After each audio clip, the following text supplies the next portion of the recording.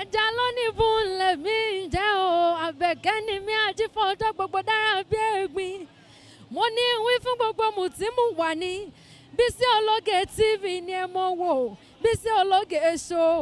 gbajúgbajà ni wọ́n ò bẹ́ẹ̀ bá rí wọn mo ní dandan ni ẹ fẹ́ bá wọn ṣe Bisi Ologe fúnra ara rẹ̀ ń kọ́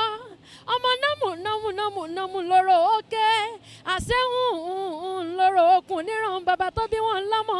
Bisi Ologe arẹwà lóbìnrin adúmọ̀ọ́dán arẹwà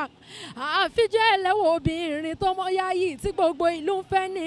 àní Abẹ́òkúta tẹ́tẹ́ orí àpáta wọn fi ṣẹlẹ̀ mo ní ẹ wá lọ́gùn yan lẹ́bẹ̀ẹ́ lọ́rọ́ ká ọkàn mi nìjọ mo ní ẹ wá fòrò yan mi ńlẹ̀ wọ́n ní ẹja lónìí bú kí n gún yan lẹ́bẹ̀ẹ́ kí n ro ká ọkàn mi nìjọ mo gún yan lẹ́bẹ̀ẹ́ tán mo ro ká ọkàn mi nìjọ nílẹ̀ bàbá tó bí wọn lọ́mọ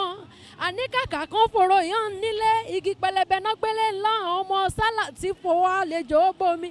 ọ̀rọ̀ mi ò kọ́gí ọ̀rọ̀ mi ò mọ̀ kọ́ pẹ́ Àbẹ̀kẹ́ mo ní gbogbo yín pátápátá